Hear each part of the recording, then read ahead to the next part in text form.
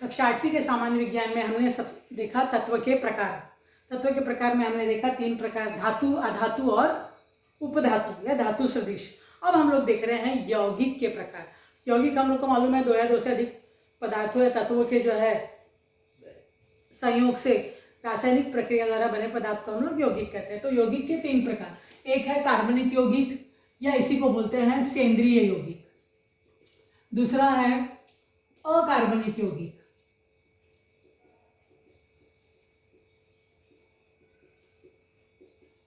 या इसको बोलते हैं असेंद्रीय यौगिक, और तीसरा है जटिल यौगिक। तो ये क्या है, यौगिक के प्रकार। सेकंड हम देख रहे हैं यौगिक के प्रकार। तो यौगिक के 3 प्रकार हैं,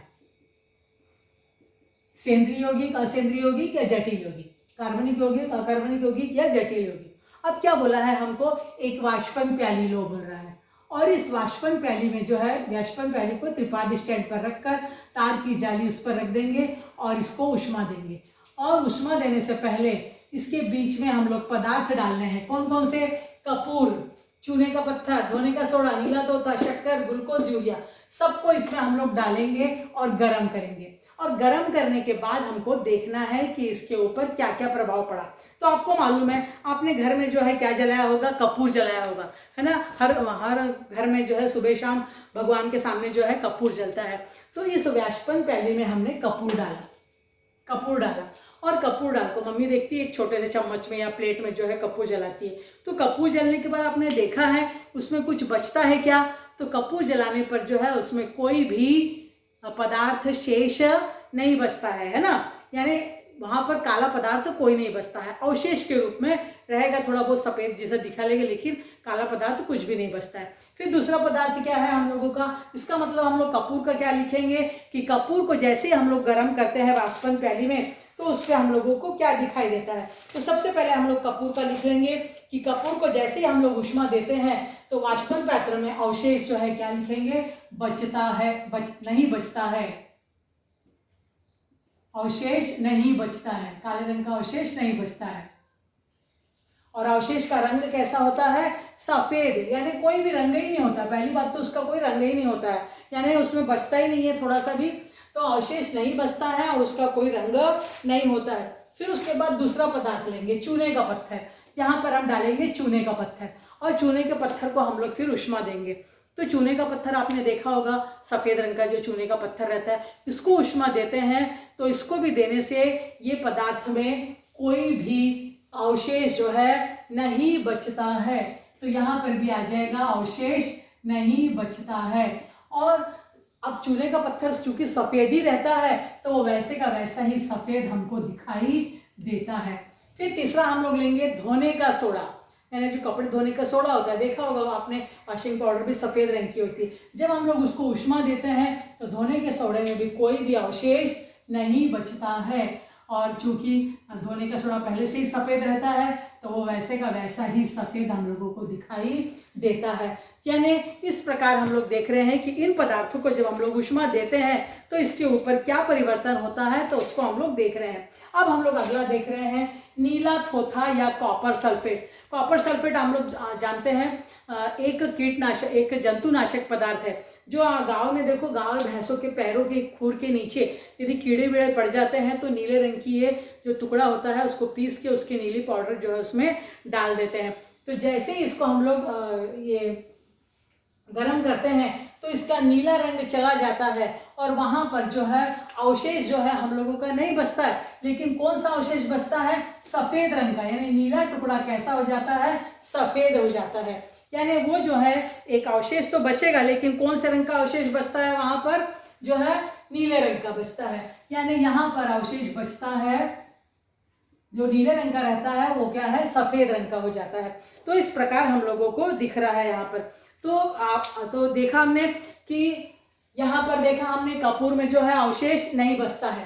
फिर चूने का पत्थर में जो है अवशेष जो है वो तो खुद ही रहता है, तो अवशेष ऐसा काले रंग का नहीं रहता, लेकिन सफेद रंग का है, लेकिन वो सफेद रंग का ही बचता है। धोने का सोडा में भी कोई अवशेष नहीं बचता, लेकिन खुद धोने का सोडा वहां पर बचता है, इसलिए नई शब्द हटा देंगे सफेद रंग का। फिर नीला धोता भी जो है नीले रंग का रहता है, जब इसमें का पानी उड़ जाता है और वहां पर सफेद रंग का एक अवशेष बच जाता है। अब उसके बाद हम लोग अगला देख रहे हैं शक्कर। कभी आपने शक्कर गर्म करो और शक्कर तवे पे आज जाके थोड़ा सा तवा गर्म करो और तवे पर जो है शक्कर के 4-5 दाने डालो और गर्म करो, तो देखो शक्कर पिघलेगी, फिर थोड़ा चाशनी बनेगी, फिर काली होगी, फिर एकदम काला कोयला जैसे बच जाएगा। तो यहाँ पर क्या होगा, शक्कर में भी अवशेष बचता है, लेकिन कौन से रंग का अवशेष बचता है, काले रंग का। तो यहाँ पर अवशेष का रंग कैसे होता है, काले रंग का बनता है। तो अवशेष यहाँ पर भी क्या होता है, बचता है। यहाँ पर अवशेष नहीं बचता है, यहाँ पर सबके आगे अवशेष लिख देंगे। अवशेष नहीं बचता है, अवशेष बचता है।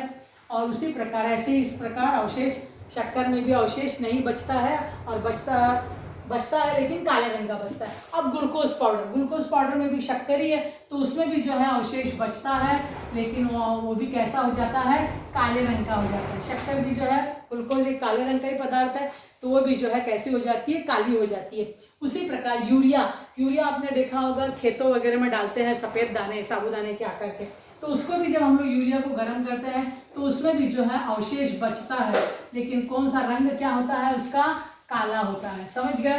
तो यहाँ पर जो है कपूर में अवशेष नहीं बचता है, बाकी सब चूने का पत्थर, धोने का सोडा नीरत होता है, ये तो उसी बचे रहते वैसे सफ़ेद रंग के होते हैं। ये धोने का सोडा भी सफ़ेद होता है, चूने का पत्थर तो वो बचा ही रहता है। शक्कर, ग्लूकोज, यूरिया ये भी बचता है, लेकिन काले रंग का हो जाता है। इसका मतलब हम लोगों को मालूम पड़ा कि जिस पदार्थ को उष्मा देने पर अवशेष जो है क्या होता है, काले रंग का अवशेष बचता है, उस पदार्थ को हम लोग क्या कहते हैं, सेंद्रीय पदार्थ, है ना, या कार्बनिक पदार्थ कहते हैं। तो क्या लिखेंगे हम लोग की परिभाषा क्या हो जाएगी, जिन पदार्थों को उष्मा देने पर, तीव्र उष्मा देने पर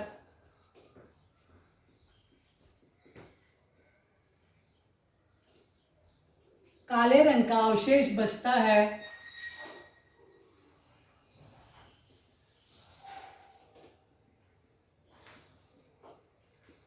उसे कार्बनिक पदार्थ कहते हैं या सेंद्रीय पदार्थ कहते हैं।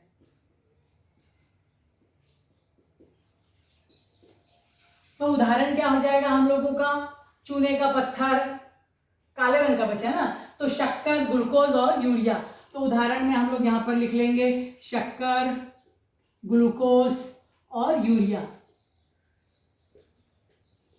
तीव्र उष्मा देने पर जब हम लोग को काले रंग का अवशेष प्राप्त होता है तो उसको हम लोग क्या कहते हैं, कार्बनिक यौगिक या सेंद्रीय पदार्थ कहते हैं। हम लोग का देखे होंगे आपने, जो भी गेहूं, चावल, ज्वार, बाजरा होता है, इसको भी हम लोग जलाते हैं, तो ये भी क्या है, देखो गेहूं को भी जलाते हैं तो काले रंग का हो जाता है, दाल भी जलती है तो काले रंग की हो जाती है। तो सभी कार्बोज हो गया, प्रथिन हो गया, पेट्रोल भी जलता है तो काला हो जाता है। तो इसमें हम लोग कार्बोज भी लिख सकते हैं, हाँ, प्रथिन भी लिख सकते हैं, पेट्रोल भी लिख सकते हैं। ये सब क्या है, कार्बनिक पदार्थ है, यानी जिनको भी जलाने के बाद काले रंग का अवशेष बचता है उसको हम लोग क्या कहते हैं, कार्बनिक पदार्थ या सेंद्रीय पदार्थ कहते हैं। अब जिन पदार्थों को तीव्र उष्मा देते हैं, लेकिन इन पदार्थों का अपघटन होता है, लेकिन अवशेष जो है काले रंग का नहीं बचता है, क्या होता है, पीछे अवशेष बचता है लेकिन सफेद रंग का बचता है, उसको हम लोग क्या कहते हैं, अकार्बनिक यौगिक। तो जिन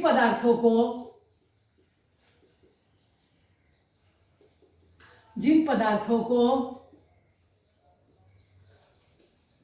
तीव्र उष्मा देने पर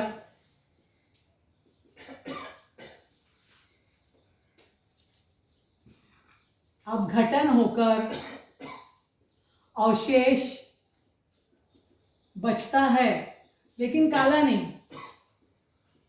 उसे अकार्बनिक यौगिक या असेंद्रीय यौगिक कहते हैं।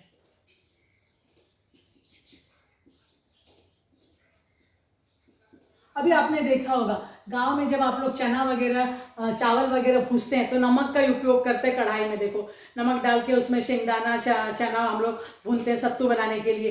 तो देखो नमक कितना भी गर्म होगा अपघटन होगा, लेकिन उसका काला रंग नहीं होता, सफेद का सफेद ही रहता है। तो इसका मतलब जितने में भी देखो, ये चूने का पत्थर, धोने का सोडा, नीला थोथा, नमक, ये सब इसके उदाहरण हैं। नीला थोथा, चूने का पत्थर, फिर धोने का सोडा और नमक, ये सब क्या है, अकार्बनिक पदार्थों के उदाहरण हैं। समझ रहे हैं आपको तीनों में अंतर। अब तीसरा है जटिल यौगिक। जटिल यौगिक किसको कहते हैं हम लोग, कि जिसमें जो यौगिक है एक ही प्रकार का होता है और इसके अणुओं में अनेक परमाणु से बनी जटिल संरचना होती है, और इस संरचना में जो है मध्य भाग में धातु का समावेश होता है, उसको हम लोग क्या कहते हैं, जटिल यौगिक कहते हैं। तो जटिल यौगिक का हम लोग परिभाषा क्या लिख सकते हैं, अभी आपको मालूम है जटिल यौगिक, हीमोग्लोबिन देखा है आपने, हीमोग्लोबिन सुना, हमारे रक्त में क्या होता है, हीमोग्लोबिन होता है, इसमें क्या होता है, लोहा होता है। तो हीमोग्लोबिन इसका उदाहरण है, हीमोग्लोबिन। उसी प्रकार वनस्पतियों में हरित लवक या पर्णहरिण देखा होगा, वो भी क्या है, जटिल यौगिक है। उसी प्रकार आपने देखा होगा जीवन सत्व B12 यानी साइनोकोबाल्मिन, साइनोकोबाल्मिन। हीमोग्लोबिन में लोहा होता है, हरित लवक इसमें जो है मैग्नीशियम होता है, यानी बीच में क्या है, एक धातु तत्व पाया जाता है। उसी प्रकार सायोकोब्लिन में भी जो है कोबाल्ट नामक एक तत्व होता है। तो क्या हो गया, इसका परिभाषा क्या हो जाएगा जटिल यौगिक की, कि जिसके अणु कैसे होते हैं, परमाणु बहुत ही जटिल होते हैं, जटिल होते हैं, और इसमें मध्य भाग में क्या होता है, धातु तत्व होता है, मध्य भाग में धातु तत्व होता है, उसको हम लोग क्या कहते हैं, जटिल यौगिक कहते हैं। उदाहरण के लिए लोहा वाला हीमोग्लोबिन, मैग्नीशियम वाला क्लोरोफिल या हरित लवक, और कोबाल्ट वाला साइबोकोबाल्मिन या B12, ये क्या है, जटिल यौगिक के उदाहरण है। तो इस प्रकार हमने क्या देखा, यौगिक के 3 प्रकार, कार्बनिक यौगिक, अकार्बनिक यौगिक और जटिल यौगिक, उनके उदाहरण देखे। अब हम अगले इसमें मिश्रण के प्रकार देखेंगे।